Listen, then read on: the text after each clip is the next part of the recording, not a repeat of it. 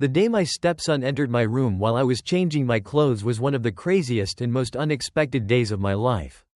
It was that exciting. Let me take you back to where it all started. I stood in front of the mirror, lost in thought as I adjusted the collar of my shirt. The house was quiet, almost unnervingly so. My wife, Vanessa, was away on yet another business trip, leaving me to fend off the creeping loneliness that seemed to haunt these empty walls. It had become a routine. Really, her brief appearances at home, followed by long stretches of absence. I had tried to convince myself that her career-driven ambition was admirable. But the truth was it left me feeling more like a ghost in my own home. Vanessa's son, Albert, had recently moved back in after finishing college. He was polite, respectful, and surprisingly helpful around the house. At 21, he carried himself with a quiet confidence that was both endearing and intriguing. His presence was a welcome change in an otherwise monotonous household. Yet over time, I began to notice things: fleeting glances, lingering smiles, the way his hand would brush against mine when we passed each other in the hallway. I told myself it was nothing, just my imagination playing tricks on me. After all, he was my stepson, and I was a married man. That afternoon, the sunlight filtered through the blinds, casting streaks of golden light across the room. I had decided to change into something more comfortable after finishing my chores. Peeling off my shirt, I stood in front of the full-length mirror, staring at my reflection. My undershirt clung to my torso, and for a moment, I allowed myself to wonder if I still looked fit, still looked desirable. It had been years since I felt truly seen by Vanessa. Her attention had long been diverted elsewhere: her phone, her friends, endless projects that always seemed to take priority over me. I reached for a lightweight robe draped over the chair near the bed. The cool fabric brushed against my fingers as I pulled my undershirt over my head. The sudden creak of the door startled me. My heart leapt, and I instinctively clutched the robe to my chest. Spinning around, standing in the doorway, was Albert. His eyes widened in surprise, his expression shifting from shock to something I couldn't quite place. "Oh my God, I'm so sorry," he stammered, taking a step back. "I didn't know you were. I thought you were downstairs." The silence that followed was deafening. My pulse thundered in my ears as I struggled to find my voice. It's fine," I managed, though my cheeks burned with embarrassment. "I didn't hear you come in." He hesitated, his gaze flicking between my face and the robe clutched tightly in my hands. "I didn't mean to interrupt," he said, his voice soft but strained. "I'll go." But before he could leave, I blurted out, "Wait." The word hung in the air, heavy with unspoken tension. He paused, turning back to face me. "Yeah?" he asked, his voice barely above a whisper. I hesitated, my mind racing. I didn't know why I had stopped him. Maybe it was the loneliness clawing at my chest, or the way his presence filled the room with a warmth I hadn't felt in years. "It's okay," I said finally, my voice steadier now. "You don't have to leave." He nodded slowly, stepping back into the room. "I didn't mean to make you uncomfortable," he said, his tone sincere. "You didn't," I replied, though my heart was still racing. "I just wasn't expecting anyone." For a moment, neither of us spoke. The air between us felt charged, thick with a tension that was both exhilarating and terrifying. I could feel his gaze lingering on me, and despite my embarrassment, I couldn't bring myself to look away. "You sure you're okay?" he asked, his brow furrowed with concern. "Yes," I said quickly, forcing a nervous laugh. "It's not a big deal." But it was a big deal. Or at least it felt like one. The way he was looking at me, the way my skin tingled under his gaze. It was unlike anything I had experienced before. It was as though time had slowed, and the only thing that mattered was the space between us. "I should probably go," he said again, though he made no move to leave. "You don't have to," I said, surprising myself with the words. "It's nice to have company." His expression softened, the corners of his mouth lifting into a small smile. "Okay," he said simply, leaning against the doorframe.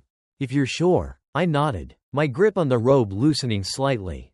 "I'm sure." For the next few moments, we stood there in silence, the weight of the unspoken stretching between us. I felt a rush of heat flood my cheeks as his eyes met mine. Steady and unflinching, there was something in his gaze, something that made my breath catch and my heart pound in my chest. "Daniel," he said softly, his voice breaking the silence. "You've been different lately. Are you okay?" The question caught me off guard, and I hesitated before answering. I'm fine, I said, though the words felt hollow. Just tired, I guess. You don't have to pretend, he said, his tone gentle but firm. I can tell something's been bothering you. His sincerity disarmed me, and for a moment, I felt the walls I had built around myself begin to crumble. It's nothing, I said finally, though my voice wavered. Just life. He took a step closer, his gaze never leaving mine. You don't have to go through it alone. You know, he said softly. I'm here. The vulnerability in his words caught me off guard, and I felt a lump form in my throat. Thank you, I said, my voice barely above a whisper. He nodded, his eyes searching mine. Anytime, he said simply. I watched him linger in the doorway, his hand brushing against the frame as if he were reluctant to leave. There was a nervous energy in the room, a tension that seemed to pulse between us. My heart pounded as I tightened the robe around me, though the fabric felt heavy and constricting. Albert, I said softly, my voice barely audible. He stopped, turning back to face me, his expression unreadable. Yeah? He asked, his tone gentle, though his eyes betrayed a flicker of something deeper. You don't have to go, I said, surprising myself with the words. I mean, if you want to stay and talk, that's fine. For a moment, he didn't respond. His eyes met mine, steady and searching, as if trying to decipher what I meant. Slowly, he stepped further into the room, letting the door click shut behind him. The sound sent a shiver down my spine, though I wasn't sure if it was fear or something else entirely. Are you sure? He asked, his voice low and cautious. I don't want to make you uncomfortable. I'm not uncomfortable, I replied quickly, though my cheeks flushed at the lie. I was anything but comfortable. My pulse was racing, my hands trembled slightly, and my thoughts were a whirlwind of confusion and longing. But I didn't want him to leave. Not yet. He hesitated before crossing the room, his movements slow and deliberate, as though testing the waters. He stopped a few feet from where I sat, his gaze flicking to the robe clutched tightly around me before returning to my face. You seem different lately, he said softly, quieter. I let out a nervous laugh, my fingers fidgeting with the edge of the robe. Life has a way of doing that to you, I replied. It's nothing serious, just loneliness, I guess. His brows furrowed, a flicker of concern crossing his features. Loneliness? He echoed. But you're married. Vanessa's always busy, I interrupted, my voice sharper than I intended. Always working, always somewhere else. The bitterness in my tone surprised even me, and I quickly looked away, embarrassed by my own outburst. I'm sorry, I murmured. That's not fair. You don't have to apologize, he said quickly, his voice firm but kind. You deserve to feel seen. Daniel, you deserve to feel important. The sincerity in his words took my breath away. I glanced up at him, my chest tightening as I met his gaze. There was something in his eyes, something raw and unguarded, that made it impossible to look away. I don't know if I even remember what that feels like, I admitted, my voice barely above a whisper. The confession hung in the air between us, vulnerable and heavy, but I didn't regret saying it. It was the truth, and for once I didn't want to hide it. You're important, he said softly, taking another step closer. I see you, and I don't think you realize how much you matter. My breath caught in my throat as his words sank in, the warmth in his voice, the intensity in his eyes. It was overwhelming. I felt my defenses begin to crumble, the walls I had built around myself slowly falling away. Thank you, I said, my voice trembling. You don't know how much that means to me. He reached out then, his hand brushing lightly against mine. The contact was brief, barely more than a touch, but it sent a jolt through me that I couldn't ignore. I looked down at our hands, his fingers hovering just inches from mine, and felt a surge of something I couldn't quite name. Daniel, he said softly, his voice laced with hesitation. I don't want to overstep, but I care about you a lot. The room seemed to shrink around us, the air growing heavy with unspoken words and emotions. My heart pounded in my chest, my pulse racing as I tried to process what he was saying. Albert, I began, but my voice faltered. I didn't know what to say, didn't know how to respond to the storm of emotions swirling inside me. I mean it, he continued, his voice steady despite the vulnerability in his eyes. You've always been so kind to me, so understanding, and I know this is complicated, but I can't pretend I don't feel this way. I stared at him, my mind racing. His words were like a lifeline, pulling me out of the depths of my own loneliness and self-doubt. But they were also dangerous, tempting me to cross a line I wasn't sure I could ever come back from. "I don't know what to say," I admitted finally, my voice barely above a whisper. "This is complicated," he finished for me, a small wry smile tugging at the corner of his lips. "I know, but it doesn't make it any less real." He took another step closer, and I felt my breath hitch as the distance between us dwindled to almost nothing. His hand reached out again, this time resting gently on my shoulder. The warmth of his touch seeped through the fabric of the robe, sending a shiver down my spine. "You don't have to feel alone," he said softly, his gaze unwavering. "Not with me." I swallowed hard, my throat dry as his words echoed in my mind. "Albert," I began, but before I could say anything more, his fingers brushed against my cheek, tilting my face up to meet his. The touch was tender, almost hesitant, as though he were waiting for me to pull away. But I didn't. I couldn't. Instead, I found myself leaning into him, my heart pounding in my chest as his gaze locked with mine. "Tell me to stop," he murmured, his voice low and filled with a quiet intensity. "If you want me to. Just say the word." I opened my mouth to respond, but no words came. The tension between us was unbearable, a magnetic pull that I couldn't resist. Slowly, he leaned in, his breath warm against my skin, and I felt my resolve crumble completely. When his lips finally met mine, it was soft at first, a tentative, almost questioning kiss, but as I responded, as I let myself sink into the moment, it deepened, the hesitation melting away. His hands moved to my waist, pulling me closer, and I felt the robe slip slightly from my shoulders. Every nerve in my body was alive, every touch sending a jolt of electricity coursing through me. The kiss grew more urgent, more desperate, and I felt myself losing control, giving in to the passion that had been simmering beneath the surface for far too long. This wasn't just a kiss, it was an escape, a release, a way to feel alive again. And as his hands roamed my back, as his lips moved with mine, I knew there was no turning back. But the craziest part was that this was only the beginning.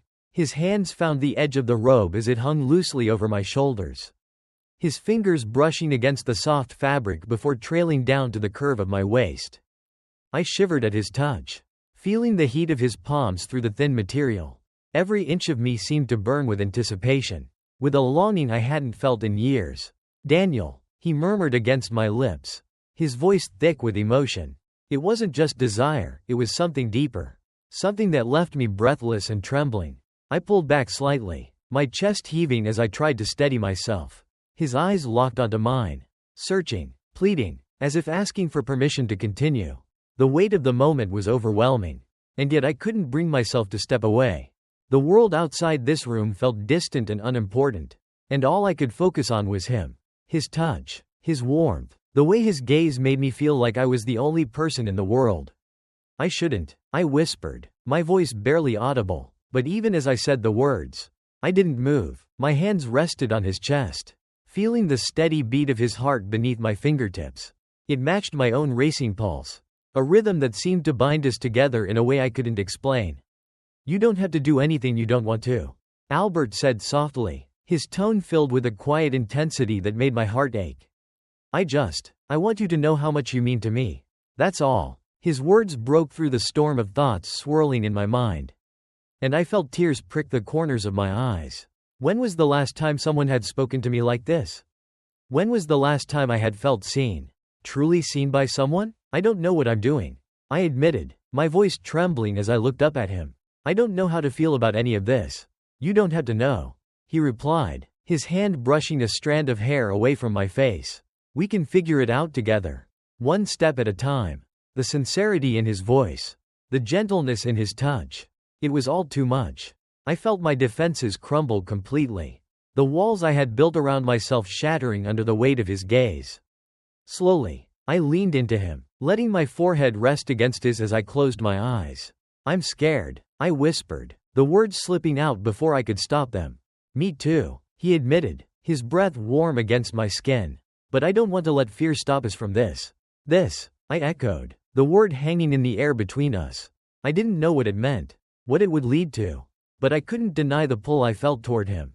It was like gravity, an unstoppable force drawing us closer together. When he kissed me again, It was slower this time. More deliberate. His hands moved to my shoulders, gently sliding the robe down my arms until it pooled at my feet. I gasped softly, the cool air of the room contrasting with the heat of his touch. His lips never left mine as he guided me backward. And before I knew it, I was sitting on the edge of the bed, my heart pounding in my chest. He knelt in front of me, his hands resting lightly on my knees as his eyes searched mine. "Are you sure?" he asked, his voice steady but filled with a quiet vulnerability that made my chest tighten. I hesitated for only a moment before nodding. "Yes," I said, the word coming out barely more than a whisper. "I'm sure." The tension between us thickened as he leaned in. My hands found their way to his hair, tangling in the soft strands as I tilted my head back, letting myself get lost in the moment. Every touch, every kiss sent shivers down my spine, igniting a fire within me that I couldn't ignore. "Albert," I murmured, his name escaping my lips like a prayer. He responded with a low hum. The sensation was electrifying, a mix of tenderness and urgency that left me breathless. I felt myself relax under his touch, the tension in my body melting away as I surrendered completely to the moment. There was no room for doubt or fear, only the overwhelming need to feel, to connect, to let go of everything that had held me back for so long. "You're incredible," he murmured, his voice low and filled with awe. The sincerity in his tone sent a rush of warmth through me, and I felt tears sting my eyes once again. How had I gone so long without hearing words like that? Without feeling like this? "You make me feel alive," I confessed, my voice trembling with emotion. "I don't even know how to explain it." "You don't have to," he replied, his hands cupping my face as he kissed me deeply. "I feel it too." Time seemed to stand still as we lost ourselves in each other, the outside world fading into insignificance. Every touch, every kiss, every whispered word felt like a revelation, a reminder of what it meant to truly connect with someone. And as the moment stretched on, I realized that I didn't want it to end. "I don't want to lose this," I said softly, my voice barely audible. "I don't want to lose you." "You won't," he promised, his gaze steady and filled with determination. "I'm not going anywhere." His words were a balm to my soul, soothing the ache of loneliness that had plagued me for so long. I clung to him, letting his presence fill the empty spaces in my heart. And for the first time in years, I felt whole. And as the night wore on, the boundaries between us blurred, and I stopped caring about what was right or wrong. All that mattered was the way he made me feel, the way he reminded me of who I was, of what it meant to be alive. And in that moment, I knew there was no turning back. "You're shaking," he said softly, his thumb brushing along my jawline as his eyes met mine. I nodded, unable to speak. The truth was I wasn't sure if I was trembling from nerves or anticipation. Maybe it was both. Either way, I felt raw, exposed, in a way I hadn't allowed myself to be in years. "It's okay," he whispered, his voice so gentle it made my chest ache. "We can take our time. I'm not going anywhere." Something in his words, in the sincerity of his tone, settled the whirlwind of emotions that had been swirling inside me. I exhaled shakily, leaning into his touch as I let myself believe him, let myself trust him. It was terrifying, but also exhilarating, to let go of the walls I had spent so long building around my heart. "I've spent so much time feeling invisible," I admitted, my voice barely audible, like I was just existing. "But with you, I feel seen." "You're seen," he replied, his hands steady as they held me.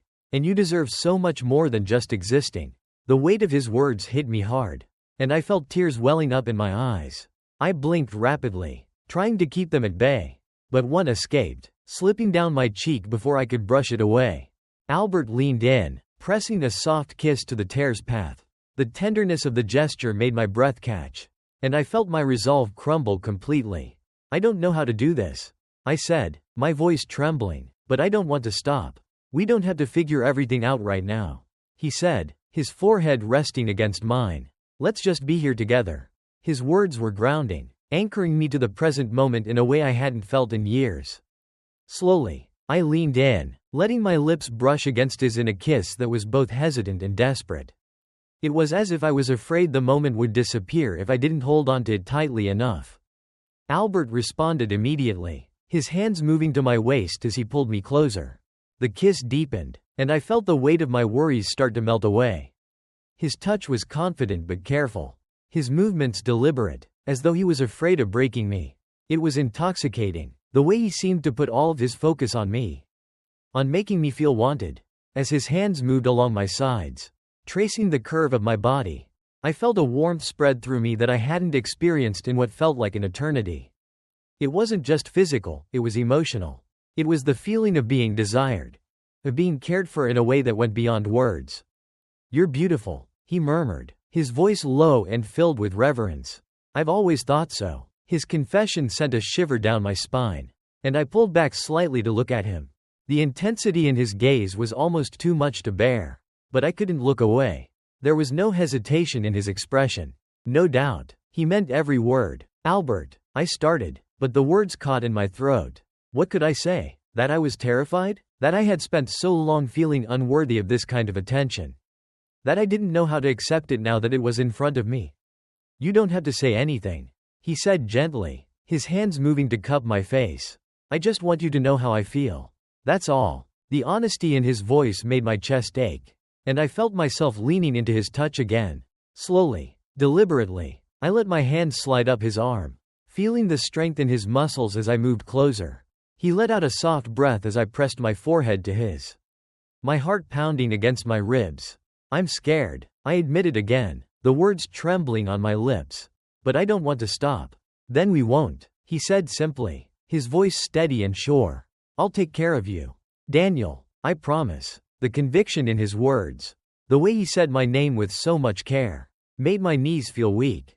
I let him guide me backward, my body sinking into the softness of the bed as he hovered over me. His hands moved with a precision that was both comforting and thrilling, his touch igniting every nerve ending as he explored. Eventually, a silence lingered. "I don't think you even realize how amazing you are," he said, breaking the silence. His words sent a rush of emotion through me, and I felt tears prick my eyes once again. "I've spent so long feeling forgotten," I confessed, my voice breaking. "But you make me feel like I matter." "You do matter," he said firmly, his hands stilling as he looked into my eyes. "More than you know." The sincerity in his gaze, the way his voice carried so much emotion, left me breathless. I reached up, cupping his face in my hands as I let myself believe him. In that moment, it didn't matter what was right or wrong. All that mattered was the connection we shared, the way he made me feel like I was worth something again. "I don't know what's going to happen next," I said softly, my voice barely audible, "but I don't want this to end." "It doesn't have to," he replied, his hand gently stroking my hair. "We'll figure it out together." I closed my eyes, letting his words wash over me. For the first time in years, I felt a glimmer of hope, a sense that maybe, just maybe, I could find happiness again. And as I lay there in his arms, I realized that no matter what challenges lay ahead, I wasn't alone anymore, and the silence that followed wasn't awkward. It was comforting, a blanket that wrapped around us as we lay tangled together on the bed. Albert's hand rested lightly on my back, tracing slow, soothing circles that sent a ripple of calm through me. My head lay on his chest, the steady rise and fall of his breathing grounding me in the reality of what had just happened. For a long while, neither of us spoke. Words felt unnecessary, almost intrusive, in the quiet intimacy that had settled between us. I closed my eyes, listening to the rhythm of his heartbeat beneath my ear, letting it anchor me to this moment. The world outside the room ceased to exist. There was only him, his warmth, his presence, the way his touch made me feel whole again. "I don't want this to end," I murmured, my voice barely above a whisper. Albert's hand stilled for a moment, and then he tightened his arm around me, holding me closer. "It doesn't have to," he said softly, "not if we don't want it to." His words were reassuring, but they couldn't quiet the questions swirling in my mind. What would this mean for us? For the delicate balance of our lives? For my marriage? I hadn't allowed myself to think about Vanessa during the heat of the moment. But now her presence loomed like a shadow in the back of my mind. A reminder of the choices I'd made and the boundaries I'd crossed. "I'm scared," I admitted, my voice trembling. "I don't know how to go back to normal after this." Albert shifted slightly, propping himself up on one elbow so that he could look down at me. His gaze was steady, filled with a tenderness that made my chest ache. "You don't have to be scared," he said, brushing a strand of hair away from my face. "We'll figure it out together." "But how?" I asked, my voice cracking under the weight of my uncertainty. How can we go on like this without? We don't have to have all the answers right now. He interrupted gently. Let's just take it one step at a time. His calmness was disarming, and I found myself nodding despite the chaos in my mind. There was something about the way he looked at me, the way he held me, that made me believe we could find a way forward, even if I couldn't see the path yet. I don't deserve you, I said, my voice barely audible. You deserve so much more than you think, he replied, his thumb brushing lightly against my cheek. And I'm not going anywhere, Daniel, not unless you want me to. His words sent a wave of relief through me, and I felt tears prick my eyes once again. I leaned forward, pressing a soft kiss to his lips, letting it convey all the emotions I couldn't put into words. He responded immediately, his hand sliding up to cradle the back of my head as he deepened the kiss. It wasn't hurried or desperate, it was slow, deliberate, filled with a quiet intensity that made my heart ache. When we finally pulled apart, he rested his forehead against mine, his breath warm against my skin. We'll take it one day at a time, he said, his voice steady and sure. We'll figure it out. I nodded, feeling a glimmer of hope stir within me. For the first time in what felt like forever, I didn't feel alone. I didn't feel invisible. I felt seen, wanted, and cared for, and that was something I wasn't willing to let go of. As the minutes passed, the room grew darker, the sunlight streaming through the curtains fading into the soft glow of twilight. The stillness was comforting, but the reality of our situation lingered in the back of my mind. Refusing to be ignored, I knew we couldn't stay like this forever. Sooner or later, we would have to face the consequences of what we had done. I should go, Albert said finally, his voice reluctant. I tensed at his words, my heart clenching at the thought of him leaving. You don't have to, I said quickly, my voice tinged with desperation. He hesitated, his gaze searching mine. I don't want to, he admitted, but I don't want to make this harder for you either. I reached for his hand, intertwining my fingers with his. Just stay a little longer, I said, my voice barely above a whisper. He nodded, his expression softening as he lay back down beside me, pulling me into his arms once more. I rested my head on his chest, letting the steady rhythm of his heartbeat soothe my racing thoughts. For now, I wanted to hold on to this moment for as long as I could. The hours slipped by in a blur of quiet conversation and tender touches. We talked about everything and nothing, our words punctuated by moments of silence that felt just as meaningful. Albert's presence was a balm to my fractured soul, and I found myself clinging to him like a lifeline. And as the night deepened, the reality of our situation began to sink in. I knew we couldn't keep this a secret forever. Sooner or later, Vanessa would notice the changes in me, the shifts in our dynamic. And what would I say to her then? How could I explain what had happened without tearing our lives apart? I don't know how to do this, I confessed, my voice trembling. You don't have to figure it out alone, Albert said, his hand stroking my hair. I'll be here, no matter what. His reassurance was comforting, but it couldn't erase the weight of the choices I had made. As much as I wanted to believe that we could find a way to navigate this, I knew the road ahead would be anything but easy. Promise me something, I said, looking up at him. Anything, he replied without hesitation. Promise me you won't regret this, I said, my voice barely above a whisper. Promise me you won't hate me for what we've done. He cupped my face in his hands, his gaze unwavering. I could never hate you, he said firmly, and I don't regret a single moment. His words brought tears to my eyes, and I leaned into his touch, letting myself believe him. For now, I wanted to hold on to the hope that we could make this work, that we could find a way to be together without losing ourselves in the process. The night stretched on, and as we lay there in each other's arms, I felt a sense of peace that I hadn't experienced in years. For the first time, I allowed myself to hope for a future, for happiness, for love. The aftermath of what had transpired between Albert and me was nothing short of a whirlwind. The morning after our stolen night together, the weight of reality pressed down on me like an anchor. The house was silent, but my thoughts were deafening. Every moment replayed itself in my mind, the intensity of what we'd shared contrasting starkly with the consequences that loomed just beyond the horizon. Albert had left before dawn, his departure marked by a lingering kiss and a whispered promise that we'd figure things out.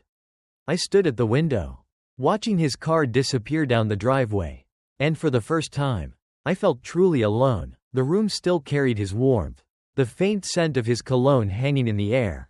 But it did little to soothe the gnawing ache in my chest. When Vanessa returned later that morning, oblivious to the storm brewing beneath the surface, I found myself struggling to act normal.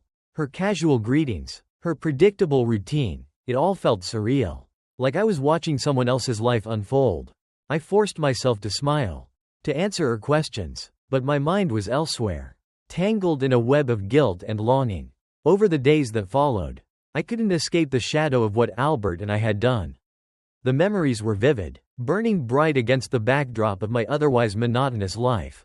But so were the doubts, the fears, the endless questions that kept me awake at night. How could we possibly keep this secret? And even if we could, what kind of life would that be? Living in the shadows, constantly looking over our shoulders? Albert and I managed to steal a few moments together here and there. But they were fleeting, filled with whispered reassurances and stolen touches. The tension between us was palpable, but so was the uncertainty. Every time I saw him, my heart raced with equal parts excitement and dread. We were walking a tightrope, and one misstep could send everything crashing down. One evening, as I sat alone in the living room, staring blankly at the television, Albert appeared in the doorway. His expression was guarded, but his eyes betrayed the turmoil he was feeling. Without a word, he crossed the room and sat beside me, his presence both comforting and unsettling. "We need to talk," he said quietly, his voice steady despite the weight of his words. I nodded, my throat tightening as I braced myself for what was coming. I know. For a long moment, neither of us spoke. The silence stretched between us, heavy with everything we couldn't say. Finally, Albert broke the stillness, his gaze fixed on the floor. "I don't regret what happened," he began, his voice barely above a whisper. "But we can't keep going like this. It's not fair to you. Or to Vanessa." His words hit me like a punch to the gut, and I felt tears prick my eyes. "I don't know how to stop," I admitted, my voice trembling. "I don't know how to let this go." Albert reached for my hand, his touch gentle but firm. "We have to try," he said softly, "because if we don't, it's going to destroy us." The truth of his words was undeniable, but it didn't make them any easier to hear. I wanted to argue, to tell him that we could make it work, that we could find a way to be together without losing everything. But deep down, I knew he was right. The days turned into weeks, and slowly, painfully, we began to distance ourselves. The stolen glances became fewer, the quiet moments of connection rarer. It was agonizing, like tearing a piece of myself away every time I saw him and had to pretend that nothing had happened. But it was necessary, for my sake, for his, for the fragile balance of our lives. Vanessa, blissfully unaware of the storm that had raged beneath her roof, remained unchanged. Her routines, her habits, her distant affection, they all stayed the same, and yet, I couldn't look at her without feeling the weight of my betrayal pressing down on me. The guilt was suffocating, a constant reminder of the lines I had crossed and the promises I had broken. Albert, for his part, threw himself into his job search, his days filled with interviews and networking.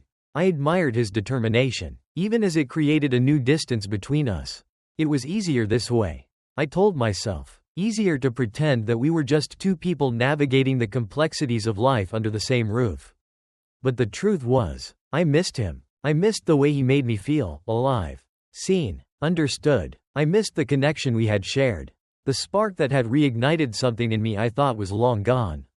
And though I knew it was for the best, letting go of him felt like losing a part of myself. One night, as I lay awake in bed, staring at the ceiling, I felt a pang of longing so intense it took my breath away. I thought of Albert, of the way his touch had made me feel, of the quiet strength in his voice when he had told me we had to let go. And I realized that no matter how much time passed, a part of me would always carry him with me. The aftermath of our story wasn't what I had imagined. It wasn't dramatic or catastrophic, it was quiet. A slow unraveling of something that had burned too brightly to last. But it was no less significant. Albert had changed me, had awakened something in me that I couldn't ignore. And though we had gone our separate ways, I knew that I would never forget the time we had shared. As I lay there in the darkness, I made a silent promise to myself, to take what I had learned, to find a way to move forward, to seek out the happiness I had been longing for. It wouldn't be easy, but I owed it to myself, and to Albert, to try. So still till now I just really don't know what to think of all of this. What do you think of it? Is it wrong what I have done? Please let me know your thoughts in the comments.